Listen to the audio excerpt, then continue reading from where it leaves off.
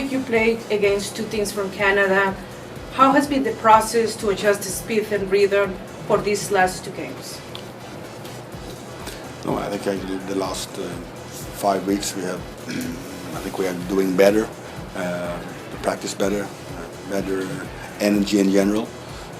So I know we prepared this game like all other games, and actually we had a really great feeling when we stepped into this game this evening, and we came out perfect, and we scored 2 early goals, and also played really well. But the reaction when we considered the first goal was like then we lost everything, and of course we have to analyze that and also talk to the guys. Overall, what do you think about the execution of the game plan in the first and second half against Vancouver?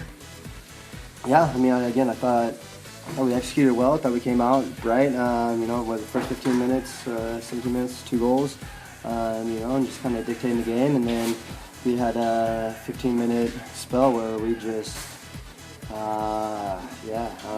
don't know exactly what happened. Don't know what went. Can't pinpoint what exactly went wrong, but it went real wrong. So, how do you feel about the game in general, and what about the penalty that you scored? Well, the game in general, first half was good. The second was terrible.